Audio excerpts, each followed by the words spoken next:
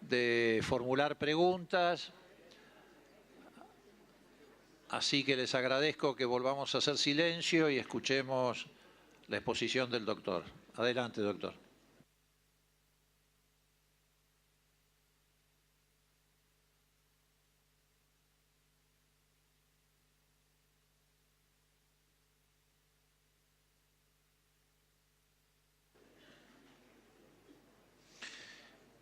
Les agradezco la atención que me dispensaron también durante estas 3 horas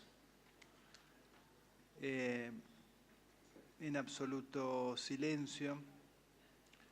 Simplemente aprovecho ahora este pequeño impasse para decirles que así como ustedes están tomando conocimiento de estos hechos en el Juzgado Federal de Dolores, que es un juzgado pequeño, también se modificó y mucho el modo de percibir la actuación de la justicia, el modo de recibir los testimonios de personas objetivos víctimas que están muy preocupados, que no reciben ninguna clase de asistencia por parte del Estado, que estamos teniendo complicaciones incluso para el traslado de los detenidos. El día viernes tenía que concurrir al juzgado uno de los imputados, el señor Bogoliuk. El servicio penitenciario no lo llevó. El día lunes tenía que concurrir a ampliar su declaración indagatoria el señor Marcelo D'Alessio. Tampoco concurrió y me ofrecieron, después de señalar que no tenían medios y que no cumplían con el tribunal, llevarlo el 21 o 23, no recuerdo, de este mes. Nos pasa con eso, nos pasa con las computadoras, que no son lo suficientemente potentes para poder leer la información extraída en las computadoras. No hemos podido bajar ni un cuarto de la documentación que fue extraída. No tenemos medios, hemos pedido recursos, mínimamente un perito técnico que nos colabore en cuestiones de informática. Al mismo tiempo, los teléfonos y otras cuestiones vinculadas a quienes estamos desarrollando esa labor judicial también fueron afectados. Los horarios de suscripto, acá no estoy suscribiendo, los horarios de este juez y los momentos en que no tengo guardia policial son informados por los medios de Twitter. En fin, son algunas cosas que estamos viendo y en la soledad que el Juzgado Federal de Dolores está trabajando y las dificultades que está teniendo. Por eso simplemente aprovecho esto y agradezco la atención y señalo que estoy dispuesto a venir al Congreso o a cualquier lugar institucional donde sea necesario para discutir acerca de los mejores métodos para enfrentar este tipo de dificultades, para mejorar el acceso a la justicia, para mejorar el acceso a la información verídica, la labor de los periodistas, la labor de los fiscales y la labor de los jueces. Eso al margen de la investigación que estamos llevando y que como juez yo tengo la obligación de avanzar, investigar, proteger a las víctimas y conducir un grupo de trabajo que está haciendo un esfuerzo extraordinario. Ahora, volviendo al caso puntual, a los distintos casos, hay un caso que se ha denominado el caso Ubeira, que también lo trata la Comisión Provincial por la Memoria en su dictamen es el caso de un abogado. Y la comisión señala en torno a este hecho, dice: del análisis del material documental constan registros de conversaciones entre el imputado Marcelo D'Alessio y el usuario registrado como Carlos Stornelli, donde se coordina conjuntamente la realización de una cámara oculta a José Manuel Ubeira. El extracto de comunicaciones vía WhatsApp analizados tienen como fechas extremas los días 23 de diciembre al 6 de febrero del 2019. Específicamente, el usuario Stornelli solicita al imputado de autos convencelo a Rodrigo. D'Alessio le responde que llega el 6 de enero de México y que él le hace una cámara oculta, refiriéndose a Ubeira, para presentarla ante la Fiscalía de Stornelli por un tercero. Asimismo refiere que si Rodrigo interviene en la operación, tiene que renunciarle a Fariña y se me arma un quilombete con Patricia B. Ese mismo día, 2 horas más tarde, el usuario Stornelli vuelve a referirse al caso en cuestión. Le dice a D'Alessio: dame una mano, contestando este: obvio, yo lo empomo al abogado que te quiso girar. Ese es mi trabajo, llego y lo hago. D'Alessio asevera el compromiso de su acción prometida al usuario Stornelli para el 6 de enero, tal cual: llego y nos vemos afuera. Déjame que haga las cosas, déjame que haga lo que te imagines sin que nadie se dé cuenta. Las cosas lindas las hago sin que nadie se entere. Contá 100% conmigo. Mario un día me dijo que te aprecia y para mí eso es más que una instrucción. Aquí, poniendo la conversación en contexto de todas las comunicaciones analizadas, se referirían al usuario registrado como Mario Montoto. Luego Stornelli le responde: es mi hermano. Por último, D'Alessio le dice: no se habla más. Lo que sea es, lo que sea. El mismo 28 de diciembre, a las 9:54, el contacto registrado como Carlos Stornelli le cuenta que al día siguiente se dirigía a la ciudad de Pinamar, a lo que D'Alessio le consulta si el 6 de enero iba a estar en la ciudad o en la costa. Posteriormente, el 5 de enero, D'Alessio le pregunta por la reunión que habían acordado para el día 6 de enero, refiriéndose a la cámara oculta de José Manuel Ubeira. Hola Carlos, el martes, ¿a qué hora no te parece invasivo para la familia? Así voy a verte a Pina y organizamos lo del abogado HDP que te quiere girar. Yo me adapto. Entre la documentación vinculada a este hecho, pudimos encontrar un cuaderno que en su página 5 aparecen los datos que el doctor Ubeira reconoció eran de su persona. Este cuaderno, según las fotografías que se recogieron del encuentro entre el fiscal y Marcelo D'Alessio, formaba parte del centro de mesa de esa conversación. El tenor de las comunicaciones transcriptas permite advertir maniobras de espionaje ilegal, dice la comisión, con mecanismos clandestinos como son las cámaras ocultas, para grabar subterciciamente conversaciones con fines inciertos. Se desprende también de las mismas el elevado grado de confianza entre el fiscal Carlos Stornelli y el señor Marcelo D'Alessio, lo que derivó en el planteamiento de la cámara oculta contra el señor Juan Manuel Ubeira. Asimismo se advierte el encargue a D'Alessio para realizar tareas de seguimiento contra otros letrados, situación esta en clara violación de las leyes vigentes en la materia. Es importante mencionar que el vínculo estrecho con el usuario Stornelli da cuenta de un vínculo en que se le solicitan a D'Alessio actividades de inteligencia no registradas y formalizadas en causas judiciales. Del análisis de las comunicaciones se desprende que el propio D'Alessio refiere mantener vínculos con el Ministerio de Seguridad, en particular con la ministra P. Bullrich.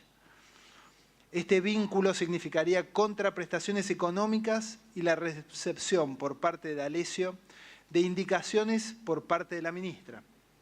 La confirmación de estas expresiones mediante otros medios de prueba significaría, según la comisión, nuevas violaciones a la normativa de inteligencia vigente. Estas son las consideraciones que hace la Comisión Provincial por la Memoria, y en torno a este hecho, solo debo señalar que el doctor Ubeira declaró en el tribunal, se presentó como parte querellante, y más allá del análisis de la responsabilidad que hay que realizar acerca de quienes han participado de esta maniobra, posiblemente de espionaje ilegal, se observa también una posible afectación a la profesión liberal de los abogados, el derecho a la defensa y el artículo 18 de la Constitución Nacional. Y de comprobarse que efectivamente estas maniobras están ocurriendo, entiendo que no solamente deberían intervenir los colegios de abogados, sino también este Congreso de la Nación, en un sentido similar al que la Corte y la Comisión Interamericana de Derechos Humanos ha tenido con los defensores de los derechos humanos, imponiéndoles un celo de mucho cuidado y de mucha protección a aquellos actores que por su profesión representan los derechos de otras personas. Porque la defensa de esos imputados en esta situación donde hay espionaje ilegal, si se afecta a los abogados, se puede afectar a centenares de ciudadanos que tienen el derecho a poder llegar a tribunales con la confianza de que aquella persona que los representa no está siendo extorsionada o víctima o objetivo de esta organización. Este caso recibió tratamiento también en la resolución donde se dictó el procesamiento de Marcelo D'Alessio.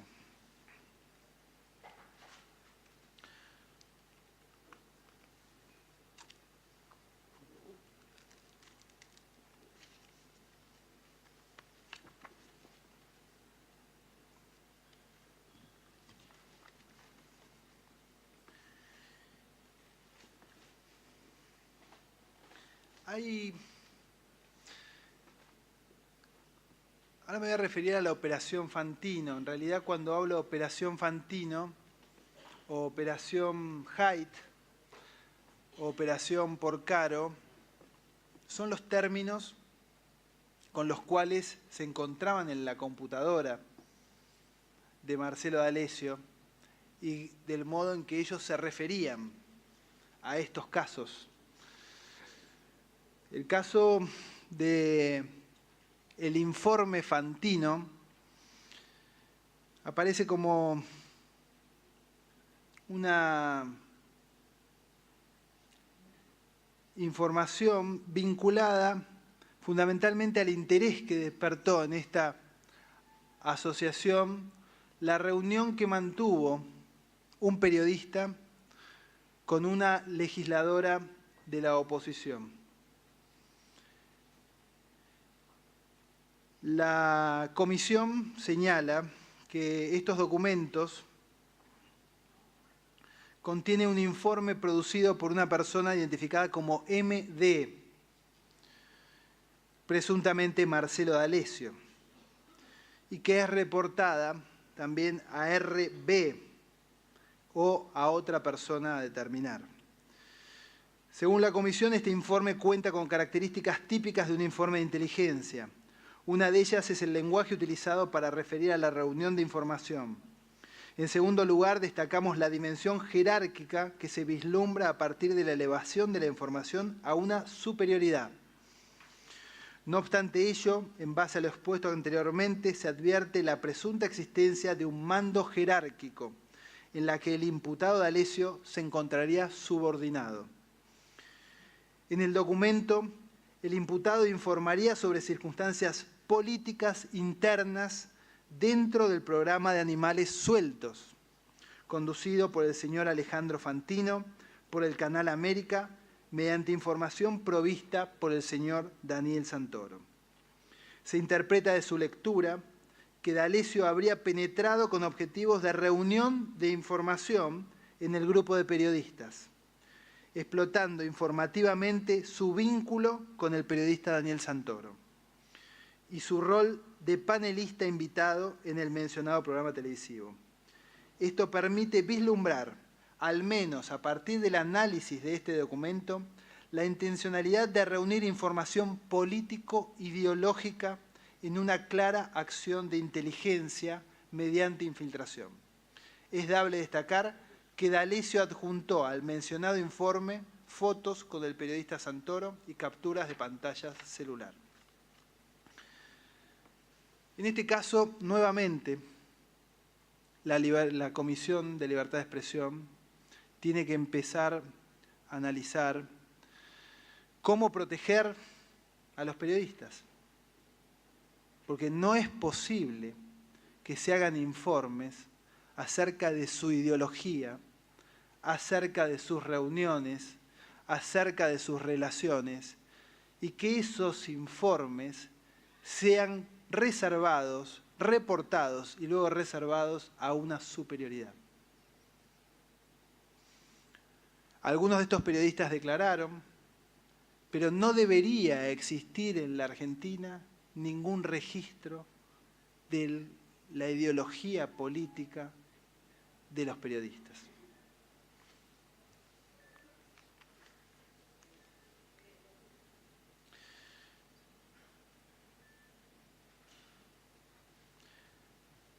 Otro operativo, ¿sí? Operación Haidt, como se menciona en los documentos de la computadora de Marcelo D'Alessio,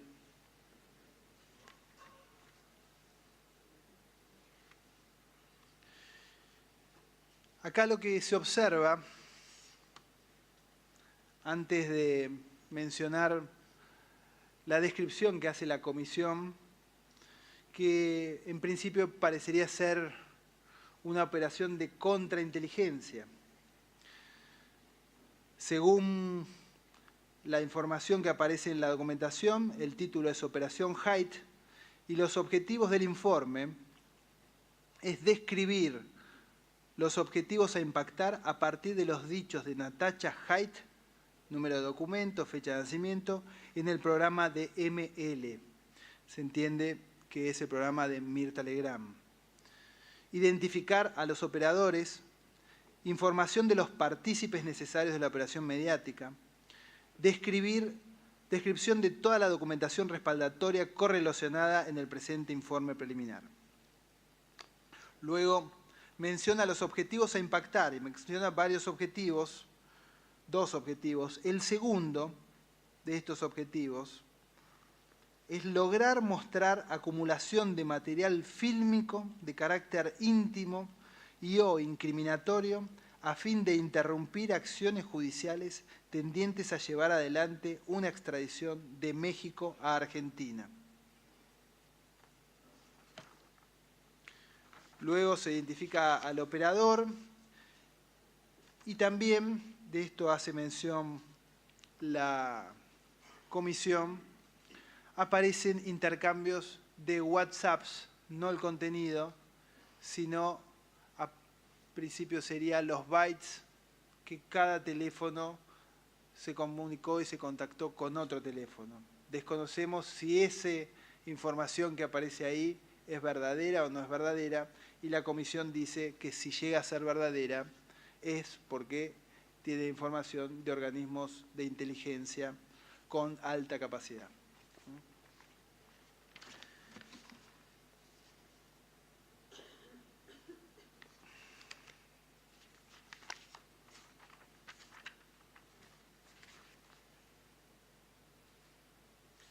La comisión señala que es una acción de contrainteligencia, es decir, detectando una supuesta operación de inteligencia con el objetivo de neutralizarla.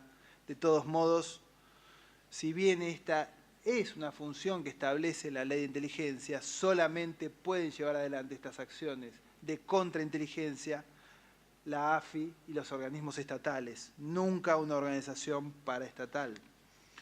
La supuesta operación mediática de inteligencia habría sido pergeñada por un exfuncionario de la AFI y del Ministerio Público Fiscal. Uno de los puntos a destacar de dicha presentación es el cruce de mensajes realizados en la plataforma de la aplicación WhatsApp por parte de los supuestos implicados. Información, como decía, que de ser real solo puede ser recabada mediante instrumentos de hardware y software en poder de alguna agencia estatal de inteligencia.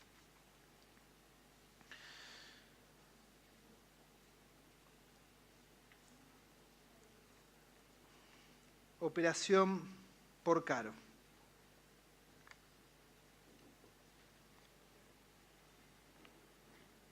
Anexo D.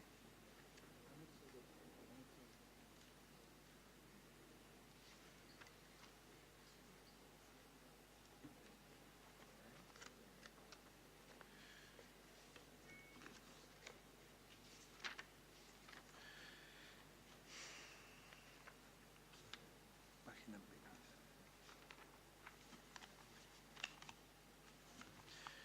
Acá lo que se observa fundamentalmente es la vigilancia sobre Porcaro a través de drones, y la comisión lo señala de esta manera: vigilancia y tareas de espionaje realizadas sobre el señor Roberto Porcaro, en las que se advierten tareas de espionaje y seguimiento del señor Roberto Porcaro, la manera en la que D'Alessio organizó la información del caso dentro de la carpeta K, podría significar la tarea de la acción de inteligencia en base a la orientación de quienes son objeto de las mismas. Estas actividades fueron realizadas mediante la utilización de al menos un dron, el cual capturó imágenes de las que serían propiedades inmuebles y empresas vinculadas al señor Porcaro. Asimismo, un video captado por el mismo dispositivo electrónico en altura del puerto de Quequén. En dicha carpeta se encuentra también el archivo denominado Porcaro. Dicho documento sería un borrador de un informe de inteligencia con información sobre el señor Porcaro. De las computadoras hemos extraído muchísimo material, que son estos legajos de inteligencia que tienen fotos de la casa con dron y demás, que se han recogido en este expediente. Y acá me permito hacer una aclaración sobre la actividad de los jueces. Esta es una investigación que lleva adelante un juez de Necochea, el doctor Bernardo Bibel, que me llamó inmediatamente, se puso a disposición del tribunal, señalando telefónicamente esta situación en la cual los operadores de la justicia podemos llegar a ser víctimas de estas maniobras de espionaje. Y con esto no quiero decir que aquella persona que aparece imputada no es responsable o es responsable. Nada dice un legajo de inteligencia sobre ese hecho. Lo que dice es que los objetivos de esta agencia estatal o paraestatal era que ese hecho se probara de esa determinada manera. Y en esto los periodistas y los jueces estamos muy expuestos. Operación Traficante. También es un caso similar, donde hay tareas de espionaje, donde la comisión también hace un informe importante sobre este hecho y señala que esta es una supuesta investigación de casos de corrupción en la aduana de Buenos Aires. En particular, el objetivo del espionaje fue el señor Gabriel Traficante. Dichas piezas corresponden a interceptaciones telefónicas, información financiera e impositiva, datos migratorios, así como también tareas de espionaje sobre sus viviendas, negocios y vehículos de su pertenencia, mediante la toma de fotografías y grabaciones subrepticias de videos. Entre el material documental vinculado a la interceptación de comunicaciones telefónicas, INT y OUT, las mismas contaban asimismo con la identificación de antenas y celdas de las personas objetivos de tareas de espionaje. Asimismo, se advierte la presencia de fotografías y videos de actividades de reunión de información en el campo que presumen la persecución realizada por agentes de inteligencia, así como por el propio imputado de autos. Aparecen las fotografías, ¿sí? Seguimientos de fotos.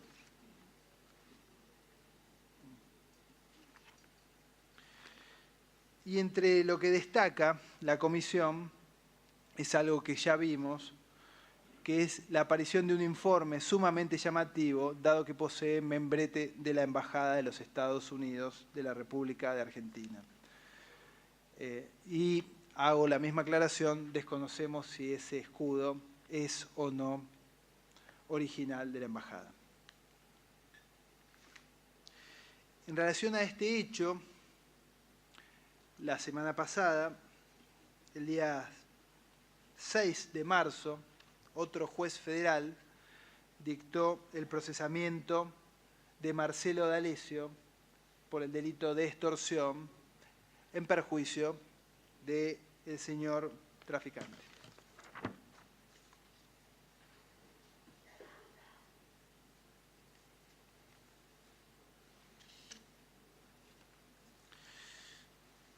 Hay muchos más casos que se están trabajando, se han acercado víctimas, abogados, hay casos vinculados a empresarios, los cuales sostienen que se los estaría desapoderando de las empresas, se les estaría realizando maniobras de espionaje precisamente para que vendan sus empresas a capitales foráneos.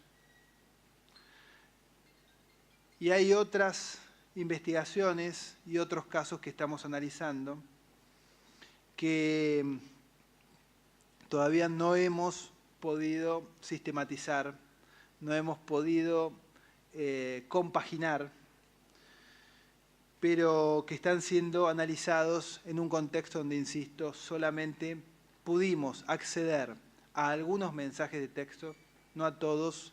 El día viernes vamos a hacer una extracción manual de los mensajes de texto de Telegram que no fueron bajados. Al mismo tiempo, entiendo que la situación aparece como de extrema gravedad cuando se observa que podrían haberse visto perjudicados la imagen y los intereses, fundamentalmente, de otros países, Venezuela, Estados Unidos, Irán, Uruguay, entre otros. Además, creo que se señaló, y hay muchísima prueba en este sentido, se pudo haber afectado gravemente el funcionamiento del servicio de justicia en causas de enorme relevancia institucional. Finalmente, también se observa que se pudo haber afectado la libertad de expresión e incluso que se podrían haber llevado adelante acciones de operación psicológica para afectar el derecho de la ciudadanía a la información veraz, además de conformar estos legajos acerca de la opinión política de los periodistas. No me caben dudas de que es con la intervención de las instituciones, cómo debe enfrentarse esta situación. No me cabe duda que el Congreso tiene que tomar cartas en el asunto, que todos los partidos políticos y que todos los representantes deben asumir este compromiso. Con mayor actividad del Poder Judicial, con una actividad más transparente, con una mayor actividad y mayor libertad de prensa, el sistema democrático se va a ver fortalecido. Y es la única manera que a mí se me ocurre, después de haber estado un mes leyendo, estudiando y analizando estas gravísimas situaciones de espionaje ilegal, político, judicial y periodístico para proteger al Estado de Derecho. Muchas gracias. Estoy dispuesto para todas las preguntas. Gracias.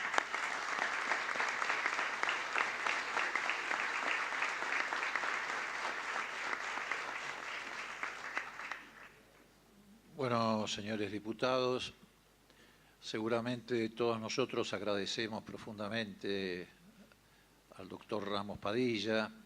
Creo que toda la sociedad debe agradecer la labor que llevó adelante y también la que han llevado adelante sus colaboradores, porque sin lugar a dudas ha sido una labor intensa, profunda y que ha producido, lo puedo ver en la cara de los colaboradores del doctor Ramos Padilla, muy pocas horas de sueño y un gran esfuerzo personal. Vamos ahora a pasar al tramo de las preguntas de los señores diputados. Obviamente no soy quien ni tengo la pretensión de limitar el tiempo de los señores diputados, pero les ruego que en virtud de la extensión que ha tenido esta audiencia y de la voluntad que ha puesto el doctor Ramos Padilla ya con varias horas de exposición, tratemos de que nuestras preguntas sean precisas, no de un carácter discursivo, de modo tal de que también sirvan para profundizar aquellos aspectos que pueden haber quedado en una zona de duda o en una zona oscura. Así que les voy a pedir que pidan la palabra y que formulen las preguntas, pero con el mayor grado de precisión posible. Tiene la palabra el diputado Pablo Carro. Gracias, señor presidente. La verdad que agradecido, abrumado, es tremendo todo lo que acabamos de escuchar, la valentía con la que viene trabajando, la verdad que muy impresionado. Soy Pablo Carro, soy profesor universitario, enseño a muchos periodistas, la verdad que es un tema que me preocupa todo lo que aquí se dijo. Voy a hacer una pregunta muy puntual porque en verdad esto se ha extendido mucho, pero en este allanamiento que se hizo a Marcelo D'Alessio y en esta carpeta que se llama Operación Fantino y que podría involucrar a muchos periodistas muy reconocidos, Daniel Santoro, Alejandro Fantino mismo, Maximiliano Montenegro, Edi Zunino, Romina Mangel y otros, ¿no? La verdad que tengo una pregunta muy específica que querría saber si en lo que se pueda saber cuáles son los elementos probatorios referidos a acciones de inteligencia o espionaje ilegal sobre periodistas o involucrando a periodistas en las acciones de inteligencia. Como bien usted dijo, aquí no hay que establecer si los periodistas son víctimas o victimarios. Que querría saber qué otra información se puede brindar al respecto. Doctor. Como decía, es un informe que firma MD, donde luego aparece una foto. Estos reportes, uno estaba acostumbrado, a mí me tocó participar en algunos juicios en su momento de lesa humanidad y veíamos los informes de la DIPBA. Bueno, los informes actuales son más modernos, muchos se realizan por computadora, los reportes, los envíos. Y lo que se está observando incluso es como modo de garantizar la fuente de información o el modo en que se lleva adelante la información, se colocan fotos acerca de cuál es el grado de contacto con la fuente. Y ahí aparece, después de terminado el reporte que se le hace a una superioridad, a quienes indican como RB, aparece la foto de Marcelo D'Alessio abrazado con el periodista Daniel Santoro, al tiempo de que el propio informe reconoce que esa es la fuente. Como le decía, ahí se habla sobre la ideología política de cada uno, de algunos de los periodistas de Animales Sueltos que han venido a declarar al juzgado, y la preocupación fundamentalmente tiene que ver con una entrevista que habría tenido uno de esos periodistas con una legisladora de la oposición. Ese es un poco el eje. Perdón, señor juez. Cuando usted menciona a una legisladora de la oposición con la que se entrevistó en forma privada el periodista Fantino, ¿está haciendo referencia a la expresidenta de la Nación, Cristina Fernández de Kirchner? Sí, es ella. Muy bien. Tiene la palabra la diputada Nilda Garré. Gracias, señor presidente. Señor juez, le voy a pedir disculpas porque no voy a poder mirarlo del todo de frente para poder consultar mis papeles. Pero usted mencionó, con referencia al caso Brusa-Dobat, sobre el que habló ampliamente, que en el diálogo que tiene D'Alessio, entiendo, con el fiscal Stornelli, él menciona: los tengo que mandar un informe urgente a Maine y por valija diplomática. Maine, más allá de que es, por supuesto, un estado en la frontera con Canadá, un estado de Estados Unidos de Norteamérica en la frontera con Canadá, ahí se encuentra la escuela de lo que se denomina inorgánicos, pero en el exterior. Un core collector, le dicen en Estados Unidos, una especie de núcleo de reunión o agente de recolección internacional que se reúne y a la vez se reporta a un oficial de enlace, que es el que examina y categoriza la información. Eso sería lo que, en principio, de acuerdo a las constancias que hasta ahora usted ha podido reunir, que son realmente muy importantes, haría este señor, el procesado D'Alessio. Ahora, porque los integrantes del FBI o de la DEA tienen estado policial, son visibles, entre comillas, salvo acciones encubiertas, pero siempre tienen que tener contralor judicial y tarde o temprano pueden, y en algunos casos deben, dar a conocer su pertenencia institucional. Los de la CIA y el NSA no, evidentemente. La escuela de Maine prepara estos agentes, estos core collector, para reunir información, que lo grave o lo preocupante, o bueno, es todo grave lo que pasa acá, pero bueno, lo más grave sería que intervienen principalmente en casos políticos que afectan, a entender de Estados Unidos, la seguridad nacional de los Estados Unidos. Y eso es formalmente, esta intervención que hacen estos organismos, una abierta intervención en política interna del país de lo que serían organismos de inteligencia de otro país. Entonces, mi pregunta es si nos podría usted agregar algo más sobre este tema, si conocemos algo más sobre la probable pertenencia, ya que él mismo lo manifiesta, aunque evidentemente estamos a un sujeto capaz de mentir, ¿no? Pero su vinculación con Maine.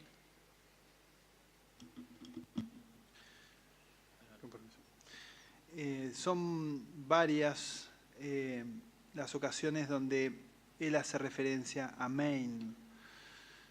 Desde luego, desde el Juzgado Federal de Dolores me resulta casi imposible corroborar algunas cosas.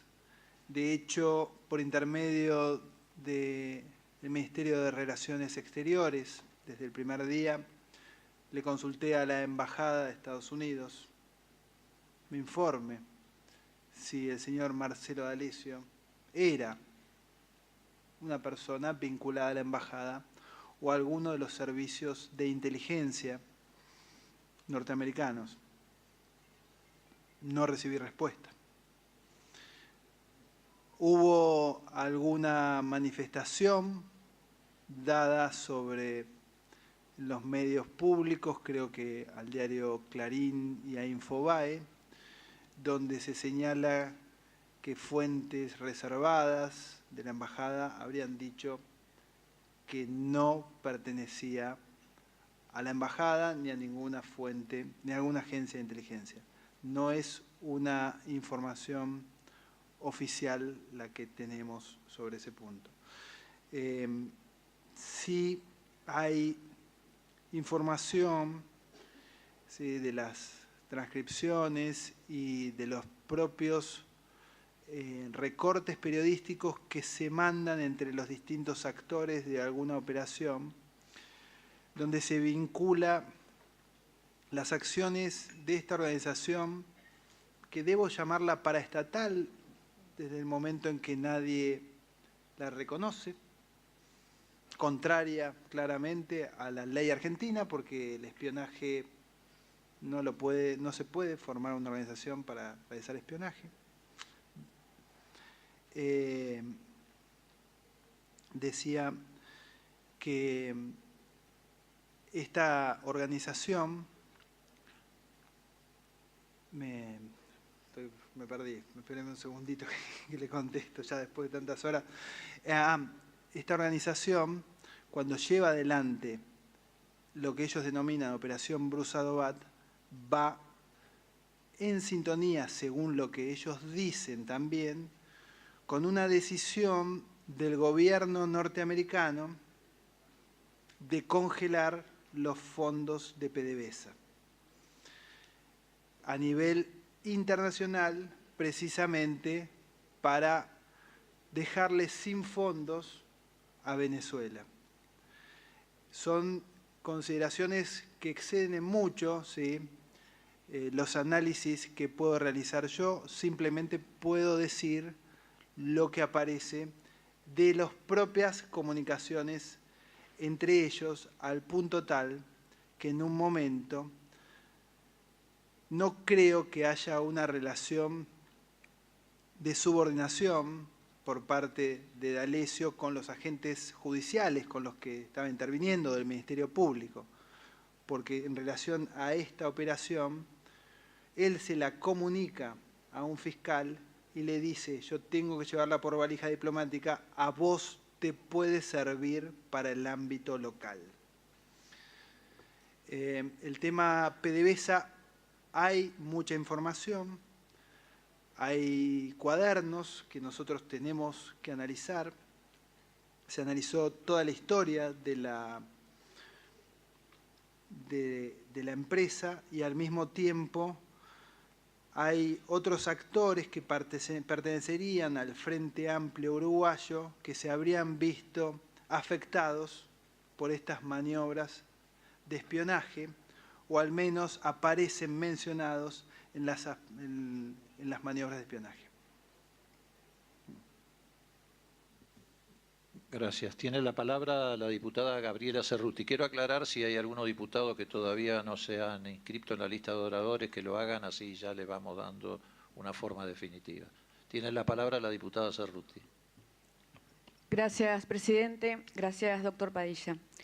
Voy a volver al tema que preguntó el diputado Carro, que tiene que ver con la aparición de periodistas en diferentes momentos de la investigación y del expediente, en dos situaciones, entiendo, diferentes. Una, partícipe, tal como dijo el juez en reiteradas oportunidades, involuntarios o no, eso se probará más adelante en la investigación, pero en principio, como soy periodista también, tiendo a pensar que prima la doctrina de la real malicia y que si no está probada la real malicia son partícipes involuntarios de situaciones y otros son los periodistas investigados, espiados.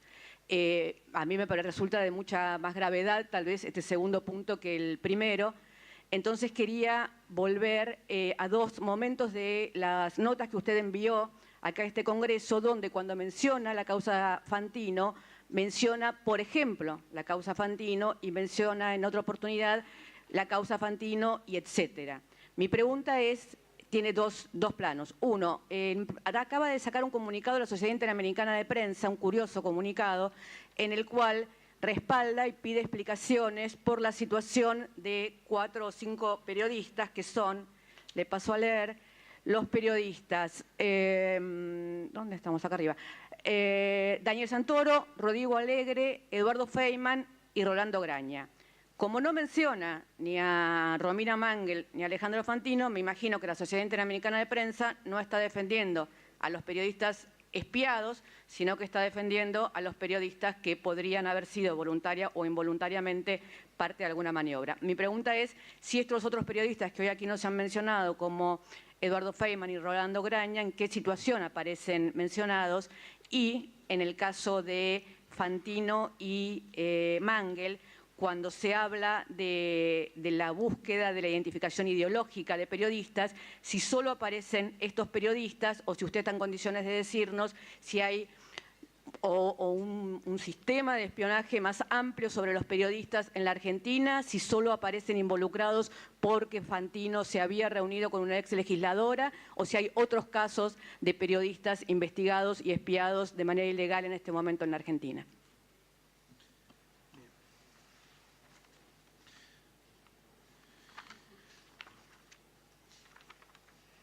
En relación a los periodistas que usted menciona, además de Santoro, los otros periodistas forman parte del informe que realiza la Comisión Provincial por la Memoria y aparecen entre la documentación hallada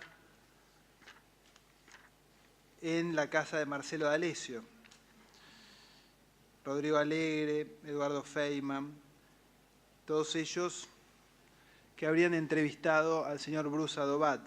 No los quise mencionar en un primer momento porque precisamente entiendo que pueden ser víctimas de una maniobra de espionaje, en la cual no conocían que el señor Bruce Adobat había sido coaccionado, ablandado, puesto en pánico para declarar. Lo propio con cualquier otro que aún no haya declarado en el juzgado.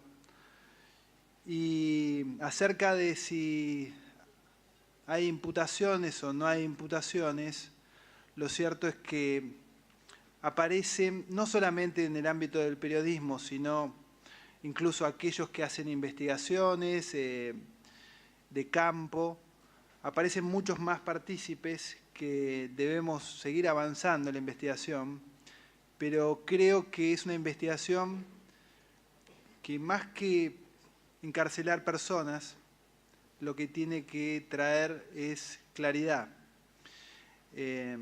Así como en algunos casos uno ve detenciones apresuradas, que se realizan por parte de la justicia, la metodología del juzgado es la de investigar cada uno de los casos, darle la posibilidad a cada una de las personas involucradas de poder responder y aclarar su situación y a partir de ahí tomar decisiones en torno a su situación procesal. No nos podemos olvidar que estamos frente a maniobras de espionaje y que a partir del momento en que se encontró este enorme archivo documental, lo más probable es que se quiera afectar la investigación trayendo lo que se llama cáscara de banana o cualquier otra. Entonces es probable que quieran buscar el error del juzgado que quieran buscar el error de los investigadores para desacreditar la investigación. Por eso la necesidad de ir despacio, juntando información, y una vez que está en la información, avanzar eventualmente en otras imputaciones. En lo que hace a los casos de Romina Mangel y Alejandro Fantino, claramente ellos son víctimas, objetivos de la organización, y por el momento no hemos encontrado otros informes vinculados a la ideología política y las actividades y las entrevistas de otros periodistas. Tiene la palabra la diputada Vanessa Siley. Gracias, señor presidente. Gracias, doctor Ramos Padilla.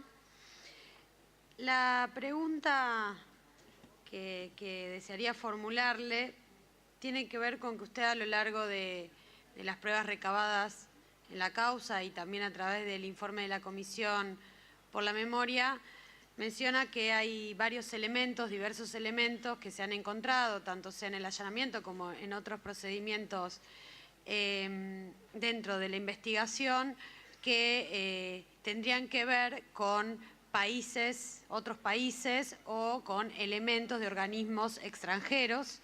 Si por favor podría enumerarlos o contarnos cuáles son y qué países son los que aparecen dentro de la investigación.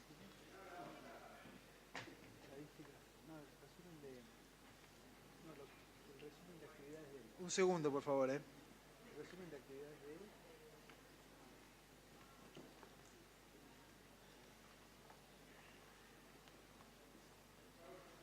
En la carpeta roja.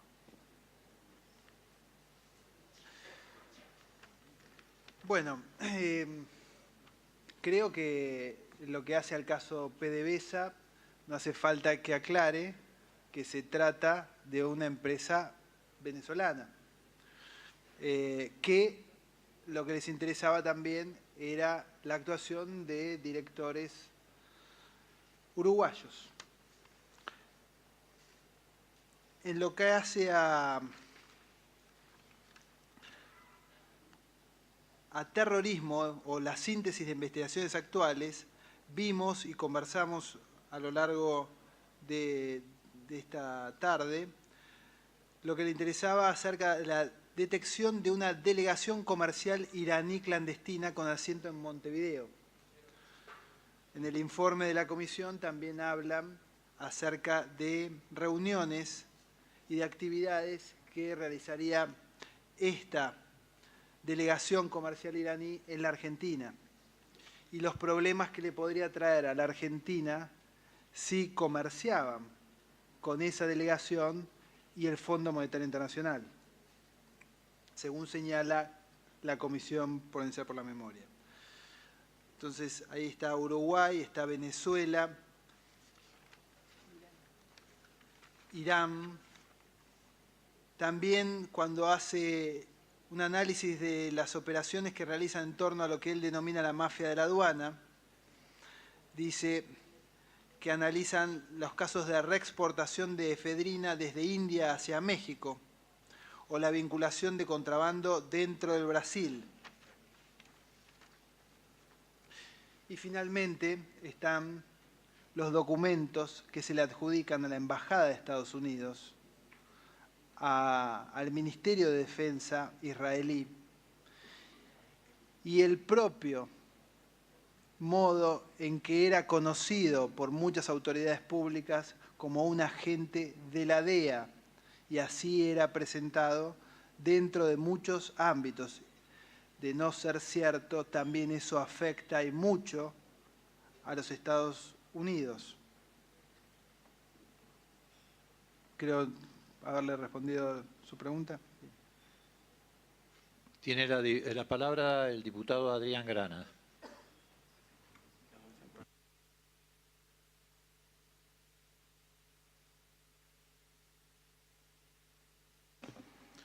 Gracias, presidente. La verdad es que le pido disculpas a todos, pero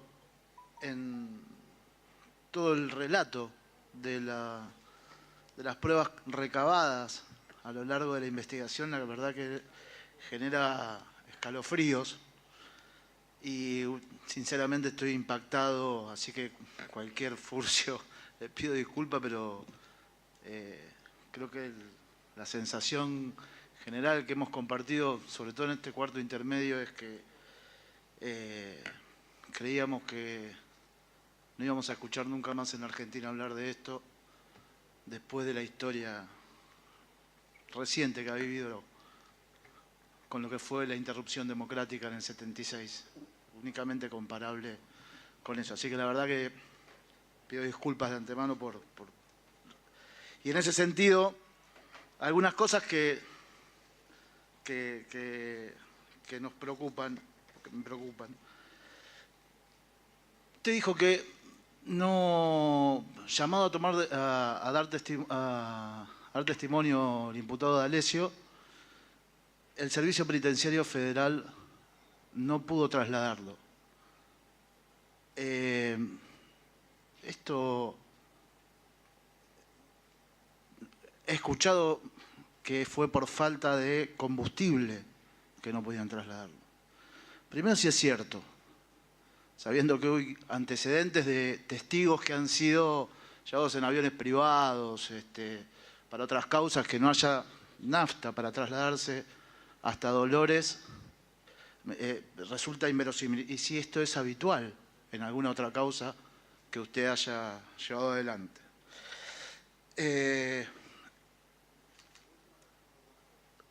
segundo lugar, el tema de la falta de algunos insumos básicos. ¿A quién corresponde que le ofrezca esos insumos para que usted pueda avanzar en una investigación tan delicada para la vida democrática de nuestro país? Y si entiendo que el Departamento de Cibercrimen de Prefectura está llevando adelante las pericias sobre el material secuestrado en el allanamiento, si esas pericias, si ese trabajo se ha culminado por parte de Prefectura, digo, para ver de alguna manera las colaboraciones o no en el fortalecimiento. Esta investigación es una investigación que seguramente tiene que dar como un resultado el fortalecimiento de la República y la democracia, y las instituciones del Estado tienen que colaborar en ese sentido. Si esto es así, me gustaría saber que ojalá que así haya sido, o si me puede aclarar lo contrario. Y después, 3 preguntitas. Si me deja después, quiero avanzar con esto y después le repregunto sobre otros temas. Bien. En lo que hace al servicio penitenciario, efectivamente es así. No recuerdo exactamente, pero dicen que tienen pocos móviles y que no es su intención no cumplir, pero que no pueden cumplir. No es la primera vez que al Juzgado Federal de Dolores no le llevan los presos. ¿Sí? De todos modos, las características del caso imponen que no se tengan que generar demoras. De hecho, complicó un poco la investigación, pero complicó mucho más la investigación cuando se debió levantar el secreto de sumario. Eso, sinceramente, fue realmente una afectación grave, desde mi parecer, a la investigación que estábamos llevando adelante, porque a partir de ese momento perdimos la posibilidad de actuar con tranquilidad, de convocar a las víctimas en un ámbito de reserva, de poder establecer mecanismos de protección adecuados antes de que se conociera que estábamos investigando estos hechos. En lo que hace al personal, sí, desde el primer momento, cuando ya vimos la dimensión de lo que era el archivo, empezamos a enviar notas a la Corte Suprema de Justicia de la Nación, que creo que se anexaron a un expediente que tenemos desde el año 2015 esperando recursos. Y Prefectura quiero decir que trabajamos con una delegación, la delegación de Río de la Plata, una delegación pequeña, que trabajó muy bien con nosotros, que llevó adelante el allanamiento, que el personal de pericias también trabajó muy bien.